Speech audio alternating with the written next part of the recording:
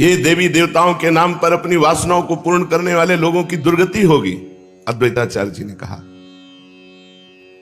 अद्वैताचार्य के मुख से ऐसी बात सुनकर राजा दिव्य सिंह अवाक रह गए, कुछ बोल नहीं पाए।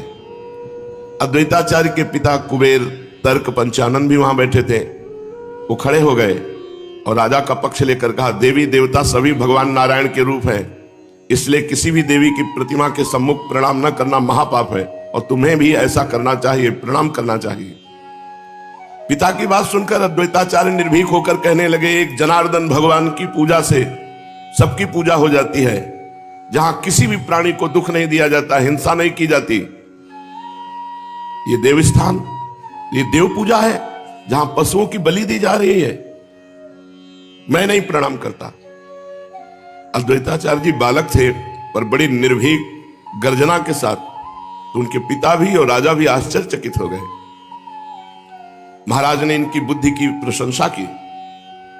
इस प्रकार अल्पावस्था में अपनी निर्भीकता, दयालुता, वैष्णव परायणता का परिचय दिया अद्वैताचार्य जी ने। जब अद्वैताचार्य की अवस्था 12-13 वर्ष की हुई, तब पिता के समीप पढ़ने से इनकी तृप्ति नहीं हुई। उन दिनों इनके पिता लाउड में ही रहते थे। विद्याध्ययन के निमित्त शांतिपुर चले गए।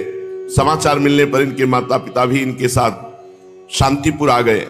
यहां पर रहकर इन्होंने वेद, वेदांग, नव्य न्याय की विशेष शिक्षा प्राप्त की। थोड़ी ही दिनों में अद्वैताचार्य जी एक नामी पंडित गिने जाने लगे। कालांतर में इनके माता पिता जब परलोकवासी हो गए, मरते समय इनके पिता आदेश देकर गए थे कि हमारा गया जी में जाकर श्राद्ध अवश्य करना। पिता की अंतिम आज्ञा का पालन करने के निमित्त, उनकी परलोक गमन आत्मा की शांति के निमित्त अद्वैताचार्य जी ने श्री गया धाम की यात्रा की और वहां पर श्री गदाधर भगवान के चरण चिन्हों का दर्शन करके शास्त्रोक्त विधि के अनुसार पितृ श्राद्ध आदि सभी कृत्य बड़ी श्रद्धा के साथ कराए। अद्वैताचार्य जी अब युवा हो गए थे। भक्ति का अंकुर उनके हृदय में जन्म से ही था। विद्या ने उन्होंने भक्ति भाव तथा प्रेम को और भी अधिक विकसित कर दिया। वे सदा जीवों के कल्याण की ही बात सोचा करते थे कि संसार के प्राणियों का कल्याण कैसे होगा। संसार में उन्हें उपरामता सी हो गई। चित्त में वैराग्य तो पहले से ही था, अब माता पिता के परलोक गमन से निश्चिंत हो गए। इसीलिए इन्होंने भारत के प्रायः सभी मुख्य मुख्य पुण्य तीर्थों की यात्रा की। श्वेतबंध, रामेश्वर, शिवकांची, मथुरा आदि तीर्थों में भ्रमण करते हुए भगवान माधवाचार्य के आश्रम पहुंचे और वहीं पर श्रीमन माधवेंद्र पुरी महाराज भी उपस्थित थे।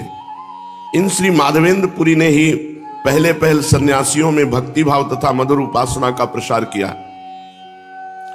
श्रीमन माधवेंद्र पुरी के शिष्यों में ईश्वर पुरी, श्री परमानंद पुरी, श्री ब्रह्मानंद पुरी, श्री रंगपुरी, श्री पुंडरीक विद्यानिधि तथा श्री रघुपति उपाध्याय ये विशेष उल्लेखनीय है।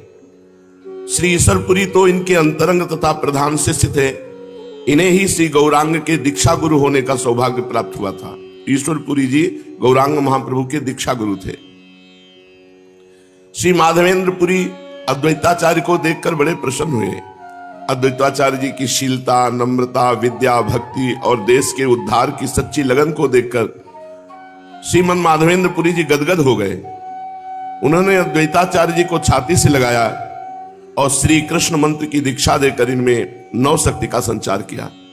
अपने गुरुदेव के सामने भी इन्होंने अपनी मनोव्यथा प्रकट की।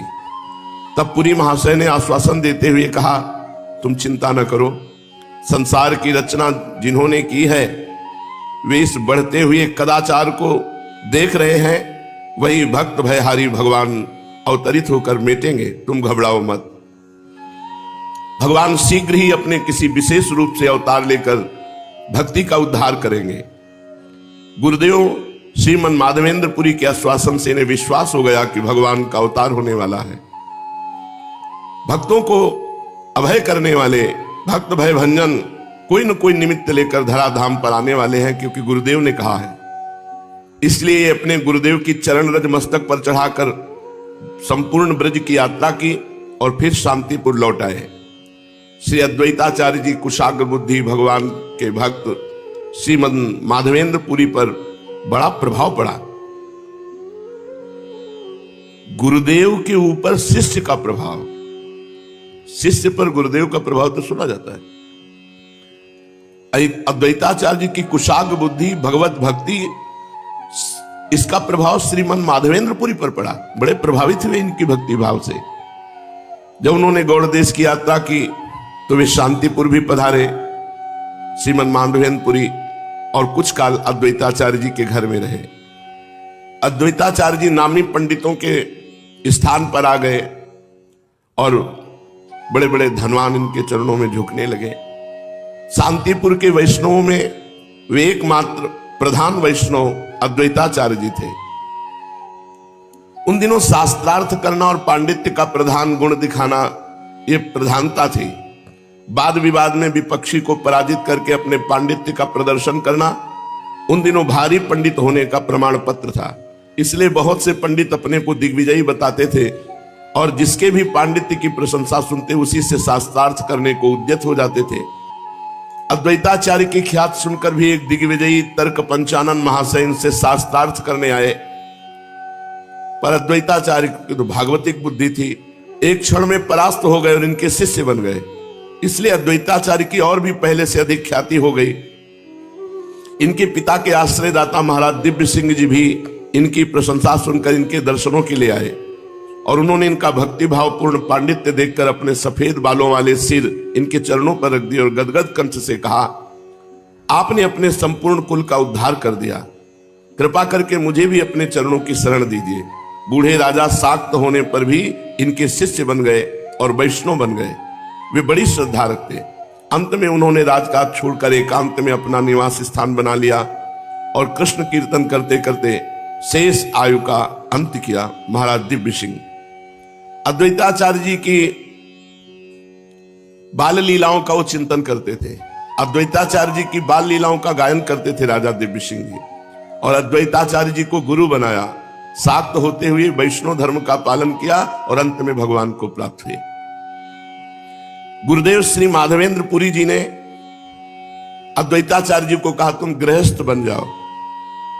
गुरुदेव की आज्ञा तुरंत सिरोधार्य करके इन्होंने नारायणपुर निवासी पंडित नरसिंह भादुड़ी की सीता और ठकुरानी नाम की 2 पुत्रियां थीं, उन दोनों से विवाह किया और सुखपूर्वक गृहस्थ धर्म का पालन करने लगे।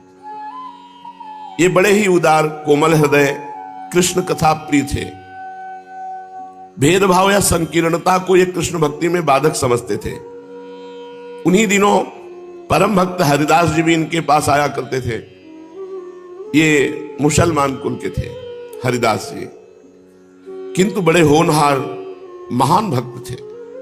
इसलिए आचार्य ने इनके आगामी भक्ति भाव को देखकर अपने पास रख लिया। ये अनाथ थे, इनका कोई माता पिता नहीं था हरिदास जी का। और व्याकरण, गीता, भागवत ये सब पढ़ाया हरिदास जी को। हरिदास जी यवन कुल के थे पर बड़े ही समझदार, और आचार्य को अपना माता पिता गुरु सब कुछ मानते। अपार श्रद्धा आचार्य चरणों में। आचार्य भी इन्हें पुत्र की तरह मानते और प्यार करते थे।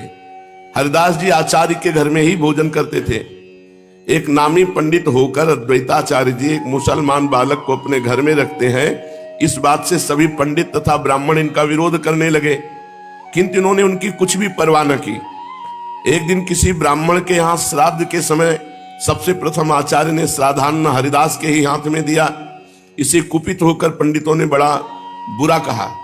इन्होंने निर्भय होकर कह दिया कि हरिदास जी को भोजन कराने से करोड़ों ब्राह्मणों के भोजन कराने का फल मिलेगा। इनकी बात से सभी ब्राह्मण भौचक्के रह गए। इतने ज्ञान वृद्ध, भयो वृद्ध और ऐसी बातें। अच्छा, अद्वैताचार्य जी केवल कोरे पंडित ही नहीं थे, क्रियावान भक्त और विचारवान थे। शास्त्रों के पठन पाठन, सदा हरि कीर्तन, भगवत भक्ति, इसमें परायण रहते थे। उन दिनों अधिकांश पंडित पुस्तकों के कीड़े तथा शुष्क वाद विवाद करने वाले ही थे। शास्त्रों के अनुसार क्रियाएं करना तो वे जानते ही न थे। शास्त्रों में ऐसे पंडितों को मूढ़ कहा गया है।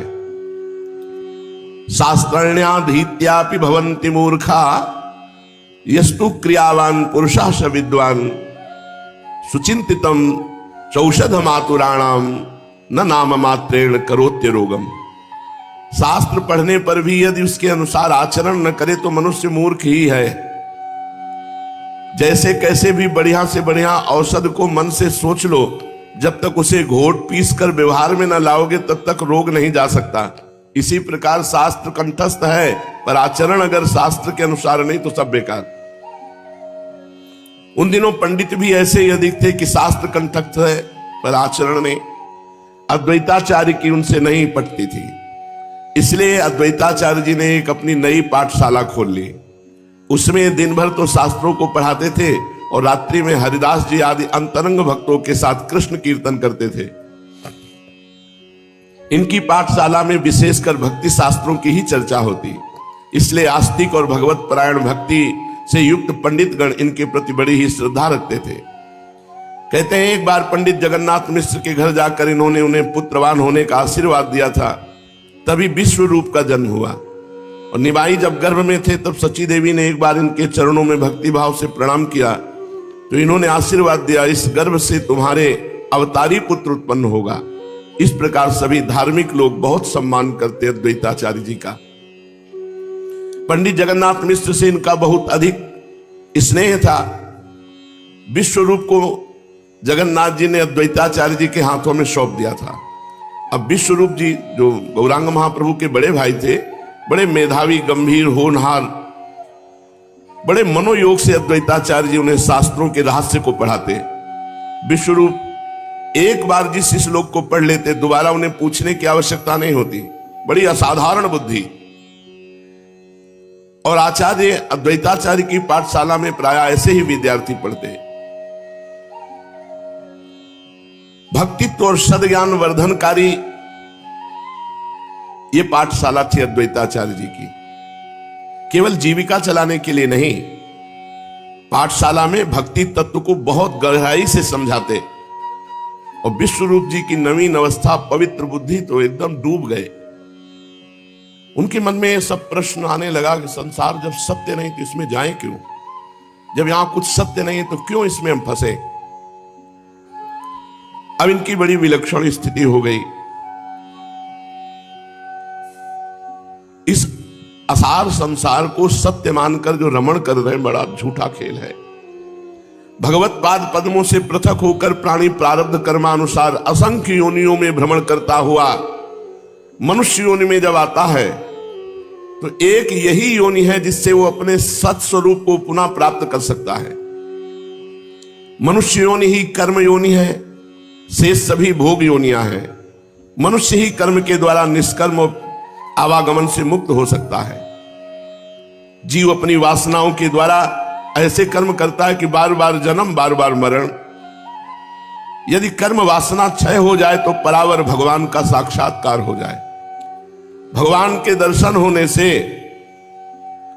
तीन बातें होती हैं। हृदय में जो अज्ञान की ग्रंथि पड़ी है, जिसके कारण हम संसार के भोगों को, संसार को सत्य समझ बैठे हैं, वो ग्रंथि खुल जाती है। दूसरी बात, अज्ञान संशय के द्वारा उत्पन्न होता है। भगवत साक्षात्कार होने पर संशय का विनाश हो जाता है। तीसरी बात, जन्म मृत्यु ये कर्म बंधन से होते हैं। भगवान का साक्षात्कार होते ही कर्म बंधन नष्ट हो जाता है तो संसार चक्र से मुक्त हो जाता है। तीन बातें होती हैं। हृदय की अज्ञान ग्रंथि खुल जाती है, समस्त संशय नष्ट हो जाते हैं और जन्म मरण से मुक्त हो जाता है भगवान के दर्शन पाकर। और यही तो जीव का परम पुरुषार्थ है। त्याग धर्म सृष्टि के आदि में सबसे प्रथम उत्पन्न हुआ। सभी प्राणियों का मुख्य और प्रधान उद्देश्य कल्याण के लिए त्याग है। ये संसारी पुरुषों का इस त्याग से कोई संबंध नहीं रहता। इन्होंने त्याग को ही त्याग दिया है। भगवान ने भी कहा त्यागात् शान्तिरन्तरम्, त्याग से तत्काल शांति प्राप्त होती है। सृष्टि के आदि में त्याग क्यों? क्योंकि सृष्टि में सबसे पहले त्यागी पैदा हुए। सनक, सनंदन, सनातन, सनत कुमार, ये चारों महात्यागी दिगंबर रहते हैं। 5 वर्ष की अवस्था और हर समय आत्मलाभ से परिपूर्ण हरिः शरणम ऐसा उच्चारण करते रहते हैं। फिर भगवान के वामन, कपिल, दत्तात्रेय, ऋषभदेव आदि बहुत से अवतारों ने त्याग का ही उपदेश किया है। त्याग ही साधना है, इसीलिए मनुष्य को साधक कहा गया है। बहुत से लोग कहते हैं गृहस्थ धर्म यदि निष्काम भाव से किया जाए तो सर्वश्रेष्ठ है, किंतु ये रोचक और सुनने में मधुर शब्द है। निष्कामता रह ही नहीं सकती। गृहस्थ में इतनी कामनाएं हैं कि निष्कामता क्या है ये समझ ही पाना कठिन है। पूर्व जन्म के संचित वासनाओं के अनुसार सर्व त्याग करने में गृहस्थ समर्थ नहीं होते, तो उनके आश्वासन के निमित्त ये बात कही जाती है। त्याग से ही भगवत प्राप्ति होती है।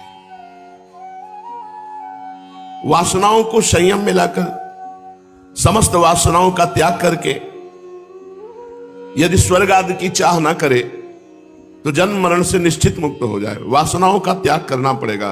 अंदर जो उठी हुई कामना है, वासना है, जब तक इसका त्याग नहीं करोगे तब तक भगवत प्राप्ति नहीं होगी। पूर्व जन्म की वासनाओं के अनुसार प्राणी स्वयं इन बंधनों में फंसता जाता है। कर्दम प्रजापति ने 10,000 वर्ष तक भगवान की अनन्य भाव से भूख प्यास सहकर और प्राणों का निरोध करके तपस्या की, और जब भगवान प्रसन्न हुए तपस्या से, उनके सम्मुख प्रकट हुए, कहा वरदान मांगो, तो उन्हें हाथ जोड़ करके कैसी सत्य बात कही। उन्होंने कहा भगवान मुझ में और ग्राम्य पशु में कोई अंतर नहीं। मैंने कामना से तुम्हारी उपासना की है, मैं काम सुख का इच्छुक हूं। यदि आप मुझे वरदान देना चाहते हैं तो मेरे अनुकूल मुझे पत्नी प्रदान कीजिए, यही मैं वरदान मांगता हूं। 10,000 वर्ष की घोर तपस्या के फल स्वरूप पत्नी का वरदान, ये सुनकर भगवान के नेत्रों में जल भर आया, और वही जो जल गिरा उसी से बिंदुसर तीर्थ बन गया। वे अपनी माया की प्रबलता देखकर स्वयं आश्चर्यचकित हो गए। 10,000 वर्ष तक तपस्या और उसका फल पत्नी। तो यहां कृपा करके भगवान उनके पुत्र कपिल के रूप में उत्पन्न होकर के अपने माता पिता को उपदेश किया, और भगवान ने कर्दम जी को फिर सन्यास मार्ग का उपदेश किया, त्याग मार्ग का, और वो सन्यास मार्ग से भगवान के अनन्य धाम को प्राप्त हुए। इसलिए कपिल भगवान का मत है यद हरेव विरजेत तद हरेव प्रव्रजेत गृहाद्वा वनाद्वा। किसी भी आश्रम में क्यों न हो, जब उत्कट वैराग्य हो जाए तो सब धर्मों का परित्याग करके एक प्रभु के ही पाद पद्मों में मन लगाना चाहिए। यही प्राणी मात्र का परम पुरुषार्थ है। किंतु उत्कट वैराग्य तो पूर्व जन्मों के परम शुभ संस्कारों से प्राप्त होता है। गौरांग महाप्रभु के भाई विश्वरूप की 16 वर्ष की अवस्था है। वे साधारण बालक नहीं है, लगता है कि ब्रह्मलोक के जीव है। किसी से हंसी मजाक बातचीत कुछ करना ही है, हर समय गंभीर मुद्रा। और अद्वैताचार्य की पाठशाला में भक्ति का उपदेश, ज्ञान का उपदेश तो और आग लग गई। माता पिता के बड़े लाडले। माता पिता का कर्तव्य है कि अपने पुत्र को पढ़ा लिखा कर ब्याह बर करें। विश्वरूप एक से केवल बात करते थे, अपने मामा के लड़के लोकनाथ थे और किसी से बात ही नहीं करते थे। घर में भी आते, माता पिता से भी चुप रहते। लोकनाथ को प्राणों से भी अधिक प्यार करते थे। लोकनाथ इनसे 6 महीने छोटे थे, पर लोकनाथ जी विश्वरूप जी को गुरु की भांति आदर करते। दोनों एकांत में बैठे हुए शास्त्र की बातों का घंटों चर्चा करते। जब इनके पिता ने देखा कि 16 वर्ष की अवस्था हो चुकी, पहले था कि जैसे लड़की है तो 12-14 वर्ष और लड़का है तो 16 वर्ष तक ब्याह, इससे बड़ी पवित्रता सुरक्षित रहती थी। उन्होंने विचार किया इसके विवाह का प्रबंध करना चाहिए। अपने विचार उन्होंने सची देवी के सम्मुख प्रकट किए। माता सची देवी ने भी इनकी बात का समर्थन किया। अब ये माता पिता विश्वरूप के अनुरूप कन्या की खोज करने लगे और इधर विश्वरूप में घोर वैराग्य जागृत होने लगा। ये संसार नाशवान, अब इसमें रमना नहीं। वैसे 15-16 वर्ष की अवस्था में एक उन्माद आता है जवानी का, लेकिन ये तो बिल्कुल अलग। चित्त प्यारे के मिलन के लिए इनका तड़प रहा था, एक मीठी मीठी वेदना इनके हृदय में था कि मैं भगवान के लिए सर्वस्व न्यौछावर करके कष्ट पूर्वक भजन करूं। और माता पिता के मन में चल रहा है कि अनुरूप दुल्हन ला करके ब्याह करूं, और इसलिए विशेष तत्परता की कि बहुत गंभीर रहता, कहीं वैराग्य का मार्ग ना ले ले। इसलिए सची माता से सलाह करके जगन्नाथ मिश्र ने तय किया कि अगर ब्याह हो जाएगा तो मन फिर पत्नी में लग जाएगा। बहुत से फंस जाते हैं, पर जो भगवान के निज जन होते हैं उनको न कंचन फंसा सकता है, न कामिनी और न कीर्ति। जब कान में ये बात पड़ी विश्वरूप जी के कि विवाह तय हो रहा है, विवाह की बात हो रही, तब वो एकदम जैसे सो के कोई जगाओ, नहीं मुझे भगवान की प्राप्ति करनी, मुझे विवाह नहीं करना। बार बार सोचने लगे, क्या विवाह करके सांसारिक सुख भोगने से मुझे परम शांति मिलेगी? क्या मैं गृहस्थी बनकर इस जन्म मरण के चक्र से मुक्त हो जाऊंगा? क्या मुझे माता पिता और भाइयों के बीच अपने प्रेम को सीमित बनाकर संसारी बने रहना चाहिए? अब उनके विचार बढ़ गए, नहीं मुझे संन्यास लेना चाहिए।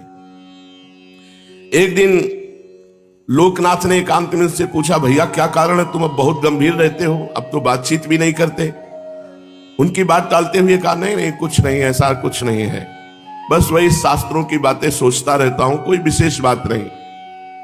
तो उन्होंने कहा, आप बतावें या ना बतावें मैं सब जानता हूं, जब से आपके विवाह की बात आई है तब से आपके भाव और गंभीर हो गए हैं। आप विवाह के बंधन में क्या फंसना नहीं चाहते? क्या सर्वस्व त्याग करना चाहते हैं? किंतु मैं आपके चरणों में यही प्रार्थना करता हूं कि अगर त्याग भी करना तो मेरा मत करना, मुझे बताना, मैं आपके साथ भाग चलूंगा। यही मेरी अंतिम प्रार्थना है। विश्वरूप ने गाढ़ आलिंगन करते हुए कहा, भैया तुम कैसी बात कर रहे हो, ऐसा कुछ नहीं है, ऐसा कुछ होगा तो तुम्हारी सम्मति जरूर लेंगे। तुम तो मेरे प्राण हो, भला तुम्हें छोड़कर मैं कैसे जा सकता हूं। दोनों अपने अपने घर को चले गए। विश्वरूप जी घर में नहीं रहते थे, बस जहां समय मिला विद्यालय, विद्यालय से गंगा किनारे एकांत बैठकर भगवत चिंतन।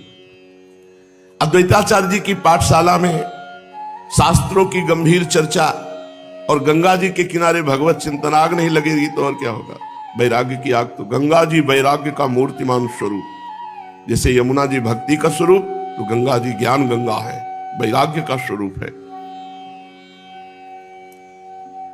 अभी अद्वैताचार्य की पाठशाला में एकांत, बीच बीच में गौरांग महाप्रभु ने बुलाने के लिए जाते तो घर में आते और बस दो चार बात करते, चुपचाप फिर निकल जाते। मिश्र जी इनका ये ढंग देखकर बहुत संकोच, जो कि इसका स्वभाव बड़ा गंभीर है, किसी से बात नहीं करता, अब हमें लगता है हमारे हाथ से निकल जाएगा।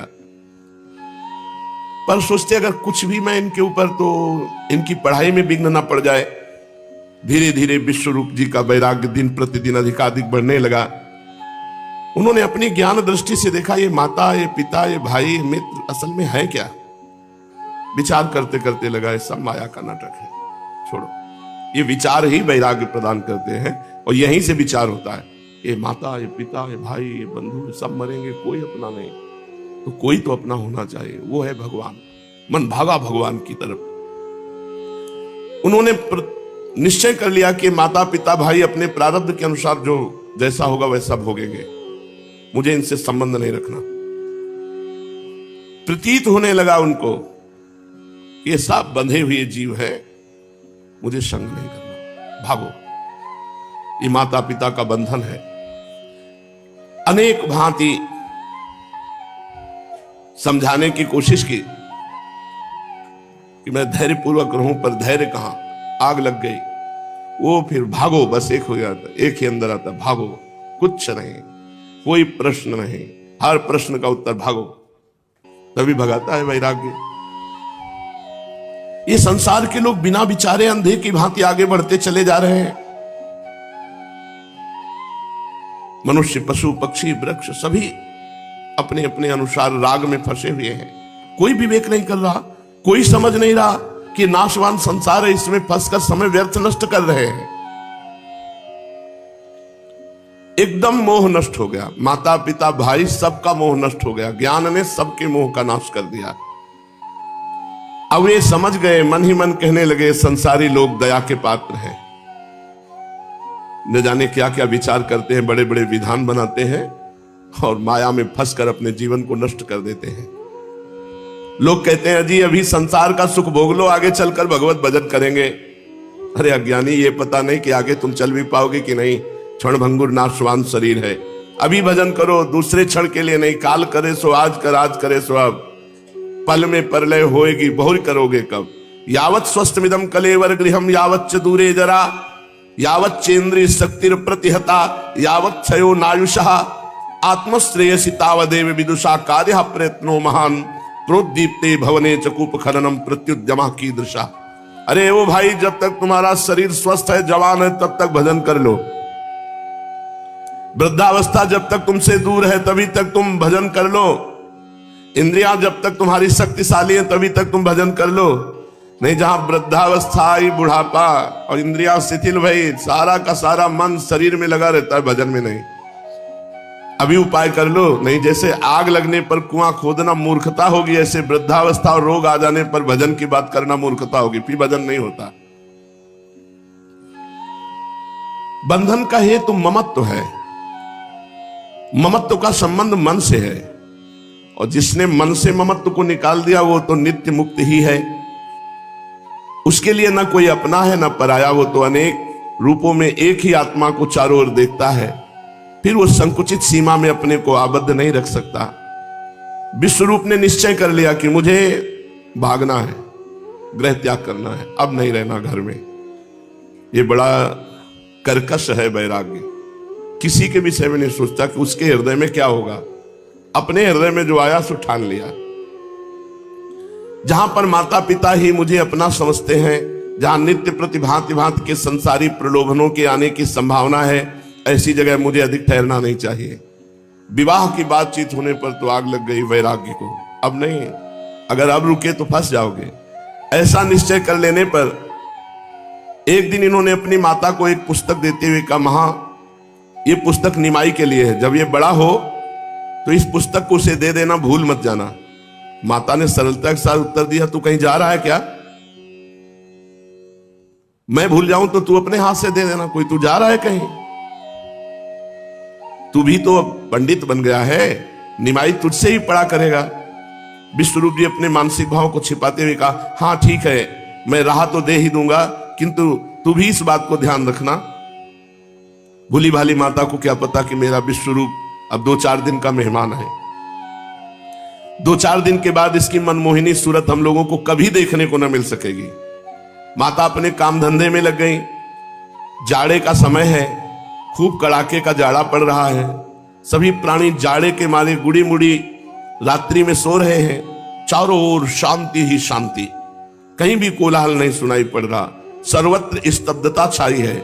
ऐसे समय विश्वरूप जी जाग रहे हैं। जब संसार सो रहा है तो वो जग रहे हैं। बस उहापोह, एक बार घर वालों की तरफ दृष्टि जाती है, एक तरफ भगवान की तरफ दृष्टि जाती है। ये ऐसा ही होता है। बड़ा बल देते हैं भगवान, बड़ा बल देते हैं। देखो उस अवस्था में क्या कोई बलवान हो सकता है? 13 वर्ष की अवस्था या 16 वर्ष की अवस्था, ये तो बड़ी कोमल अवस्थाएं होती, माता पिता के अधीन अवस्थाएं होती हैं। ये हुआ वो महीनों चला था, एकदम हुआ बस अब कल भागना है। सुबह माता जी से कहा कल बाबा जी बन जाएंगे। 3 बजे भगे थे, तड़के 3 बजे। गांव में 3 बजे आधी रात समझो, वहां कोई बिजली हो तो होता नहीं। 3 बजे घर से। कितना महान बल उस परमात्मा ने दिया था कि वह अकेला बालक, ना कहीं कोई स्थान का पता है, ना कोई साथी है, ना खाने पीने की व्यवस्था है। और ऐसे ही देखा कि माँ वो सो रही, बहनें वो सो रही है, भाई हो, पिता हो, सबको नमस्कार करके भाग पड़े घर से। ये वैराग्य बड़ा कठोर है। ये किसी की तरफ नहीं देखता, किसी के आंसुओं की परवाह नहीं करता। एक बार दृष्टि डाली पूरे परिवार की ओर विश्वरूप जी ने। मां, छोटे भाई गौरांग महाप्रभु, बूढ़े पिता, माता सो रही है, निमाई पास में आंखें बंद किए शयन कर रहे हैं। दूसरी ओर वयोवृद्ध उनके पिता रजाई ओढ़े खाट पर सो रहे हैं। विश्वरूप जी ने खूब ध्यान से पिता की ओर देखा। सिर के बाल पके हुए, मुंह पर झुर्रियां पड़ी हुई, हमेशा गृहस्थी की चिंता करते करते उसका स्वभाव चिंता में बन गया। सोते समय भी ऐसा लगता है मानो गहरी चिंता में डूबे हुए हैं। और निर्धन वृद्ध के चेहरे की ओर देखकर एक बार तो उन्होंने सोचा कि मैं ही कमाने वाला जवान अब तैयार हो रहा था, क्या मुझे रुकना चाहिए इनके लिए? मन में आया, क्या इनके लिए रुकना चाहिए? वृद्ध पिता, वृद्ध माता, छोटा भाई, कोई है नहीं कमाने वाला। एक बार मन विचलित हुआ। उनके मन में आया कि पिता वृद्ध है, आजीविका का कोई निश्चित प्रबंध नहीं, और निमाई अभी नीरा बालक है, घर का काम कैसे चलेगा?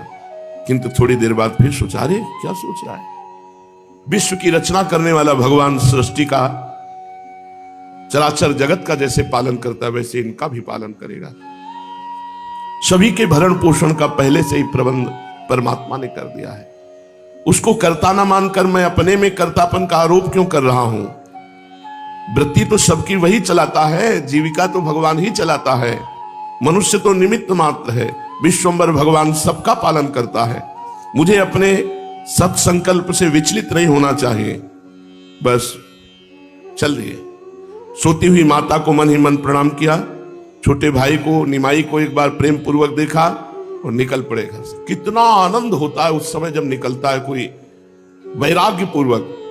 संसार के किसी दुख से पीड़ित होकर घर छोड़ना एक अलग बात है, भगवान के लिए ऐसे जैसे जन्म जन्म की जेल तोड़ करके कोई भाग रहा हो, ऐसे ही। एक छोटी सी पीतल की लुट्टा था और एक चटाई थी और एक गीता, छोटी गुटका गीता का। वो भाग पड़े जैसे घर से कैसे भगवान मिलेंगे। वो प्रणाम करने योग्य भाव होता है उस समय जब कोई अपने संपूर्ण प्रियजनों का त्याग करके भगवान के लिए चलता है। निकल पड़े घर से। पहले से बता दिया था लोकनाथ जी से, तो गंगा किनारे मिले। दोनों एक दूसरे को देखे प्रसन्न हुए। उन्हें अब यह चिंता हुई कि रात्रि में गंगा पार किस प्रकार कर सकते हैं। बहुत ठंडी का समय था, प्रातः काल होने वाला था, तो कहीं शीघ्र प्रातः काल में कोई गंगा स्नान करने ना आ जाए और हमें कहीं पहचान न ले, इसलिए गंगा पार जाना ही चाहिए इसी समय। और नाव मिलना असंभव था। दोनों ही युवक निर्भीक, जीवन का मोह तो उन्हें था ही नहीं। मनुष्य इस जीवन की रक्षा के लिए साहस के काम करने से डरा करता है, और जिसने जीवन की उपेक्षा कर दी है, जिसने अपने शीश को उतार कर हथेली पर रख लिया है, वो डरा नहीं करता। 15 किलोमीटर सुबह पैदल भागते हुए, 15 किलोमीटर के बाद एक नंदेश्वर महादेव है, तो वहां जंगल में भगवान शंकर का मंदिर देखा। तब वहां सांस पे सांस आई कि काफी दूर आ गए, जल्दी पकड़े नहीं जाएंगे। बड़ा एक अजीब आनंद वैराग्य का होता है। असंभव शब्द वैरागियों के कोष में नहीं होता। जो शरीर संसार से वैराग्य लिए, असंभव नहीं। बिना शंका के कूद पड़े गंगा जी में विश्वरूप जी और लोकनाथ जी।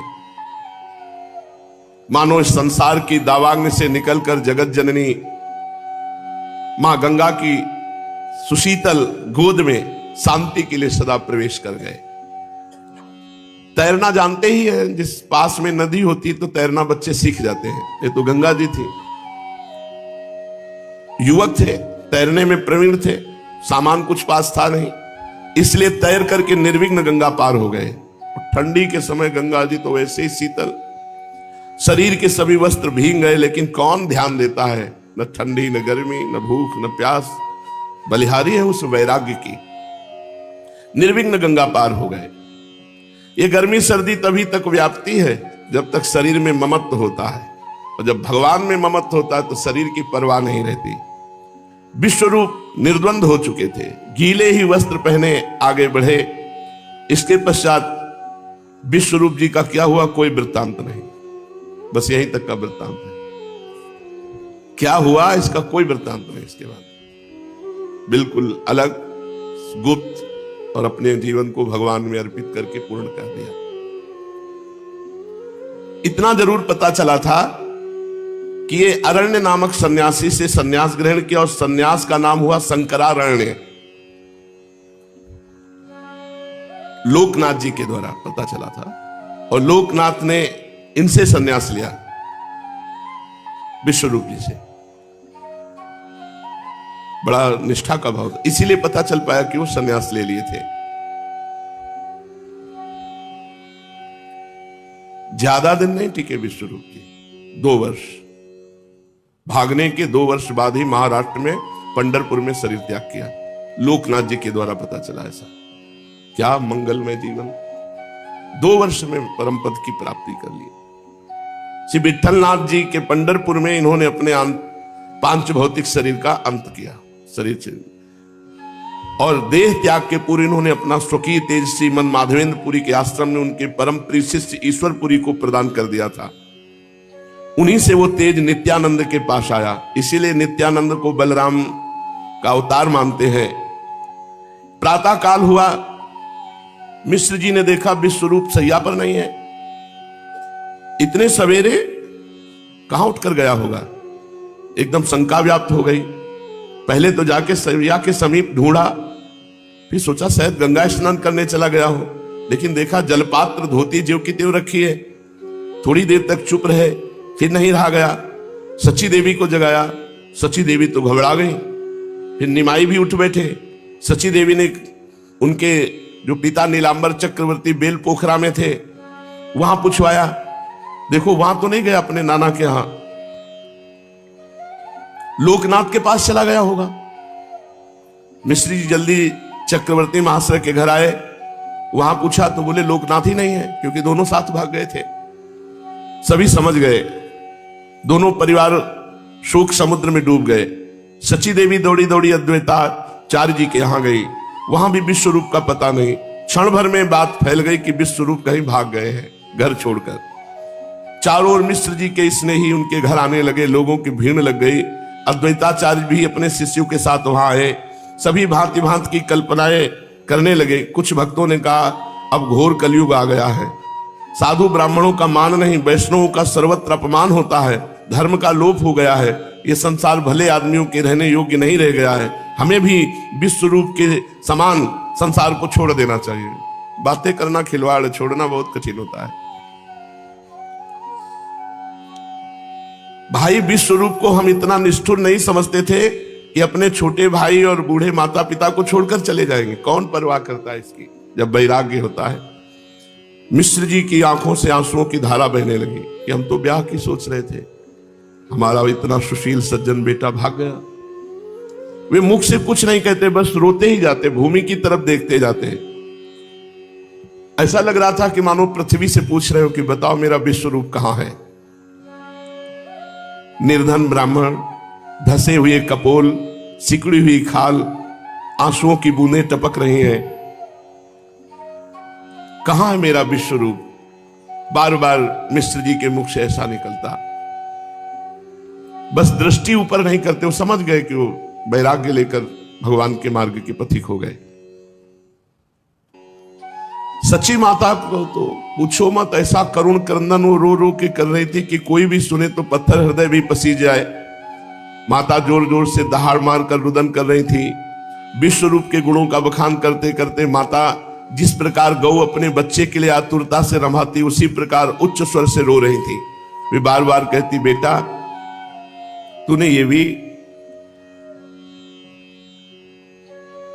नहीं सोचा कि मेरी अवस्था वृद्ध है, मुझे अधजली को छोड़कर चले गए। ये उसी का हृदय जानता है जिसके हृदय में ऐसा आघात पहुंचता है। तुमने मेरा या अपने वृद्ध पिता का कोई ख्याल नहीं किया।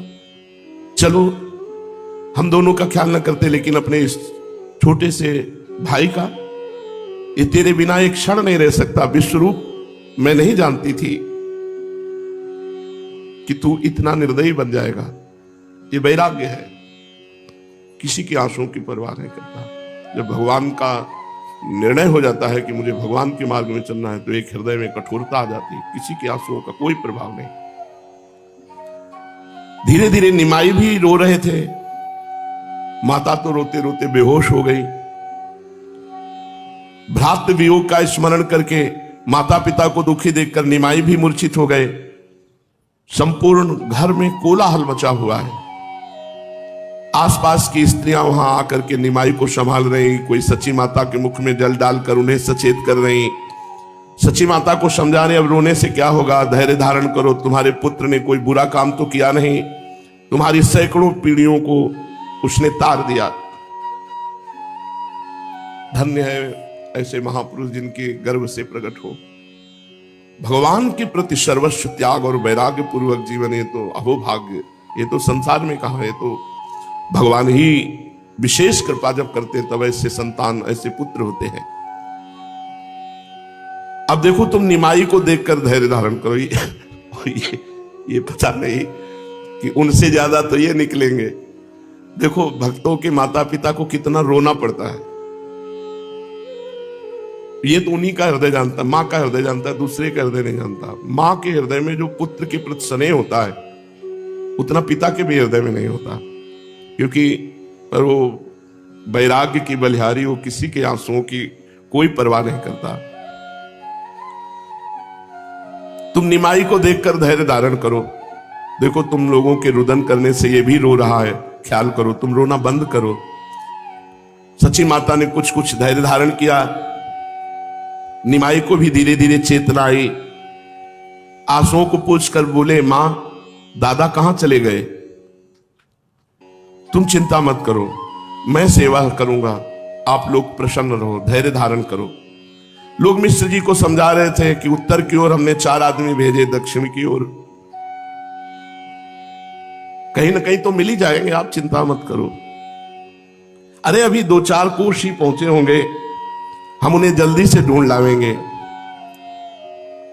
मिश्र जी बोले, अब भाई किसी को कहीं जाने की जरूरत नहीं, विश्वरूप कोई बालक थोड़ी है। जब उसने ऐसा पक्का विचार कर लिया तो भगवान उसकी मनोकामना पूर्ण करे, वो अपने मार्ग में चले। ऐसा ही इस शरीर के पिताजी ने कृपा की। खोजते हुए सबसे पहले बड़े भ्राता आए, जहां मंदिर में थे, तो उनको जो देखा तो कठोरता एकदम भरी हुई थी। उनका चलो घर चलो, यहाँ क्या कर रहे हो, आप जाइए। अरे उनका देखो, व्यर्थ की वार्ता नहीं, ये मोह का जाल मत बिछा, चलो। बोले, वहां जो संत थे उनसे कहा, जाने मत देना, अभी हम पिताजी को भेजते हैं। पिताजी बहुत कट्टर स्वभाव के से थे। देर न लगी, 2 घंटे में उपस्थित हो गए साइकिल से। पुराने समय में साइकिल ही देखा तो एक डंडा भी बंधा हुआ था उनके उसमें। तो हम कहा कि पिटाई होगी, ये तो पक्का 100% था कि पिटाई होगी, क्योंकि पिताजी का नाम शंभू पाने, तो शंभू माने भगवान शंकर का स्वरूप थे। ऐसे चरणों में कोटिशाह प्रणाम है। ऐसा तपस्वी जीवन, ऐसा त्याग में जीवन, गृहस्थी में तो मुश्किल ही किसी का मिलेगा। बिना जूता चप्पल पहने हल जोतना और बिना सिले कपड़े पहनने घर में, घर गृहस्थी में रहना, कभी 1 रुपया पास नहीं रखा। बड़ा त्याग वैराग्य में जीवन। उन्हीं का ऐसा फल है कि सब पूरा परिवार बाबा जी बना भगवान का भजन कर रहा है। आए, खड़े हो। मन में सोचा तो मार चाहे डाले, खड़े नहीं होंगे, क्यों खड़े होंगे तो ले जाएंगे। जब कई बार उन्होंने कहा तो आंख खुली एकदम पकड़े। पहली बार भगवान की कृपा से उनके आंखों में प्यार देखा। प्यार नहीं हो तो रुद्र रूप थे, हमसे 1 बीता लंबे होंगे और इतनी ही लाठी साथ में रखते, पहलवान स्वरूप एकदम, परम धार्मिक, धर्म का स्वरूप थे वो। कभी कभी एकांत में जब उनकी धार्मिकता का चिंतन होता है तो लगता है ऐसे तो सदियों में कोई गृहस्थ होते होंगे। कभी बेईमानी का शब्द नहीं, एक अन्न का दाना दूसरे का घर में नहीं आ सकता। कोई घर का बच्चा किसी भी तरह धर्म भ्रष्ट वार्ता भी नहीं कर सकता। और भोजन तो ऐसा कि संत महात्मा आते कहते ऐसा सात्विक भोजन तो हमने पाया ही नहीं। कभी मसाला शब्द बाजार का नहीं था। हल्दी, धनिया, नमक, जीरा और किसानी में जो पैदा होता भाई, शुद्ध भोजन, शुद्ध वातावरण। खड़े हो, खड़े हो गए, क्या कर रहे हो? उनका भजन करेंगे। क्यों भागे, क्यों, कोई परेशानी? तो उस समय तो हम रोने लगे तो उनका रोते क्यों हो? तो उनका आपसे सच्ची कहते हैं, अब चाहे मार डालो घर नहीं जाएंगे और हम भगवान को प्राप्त।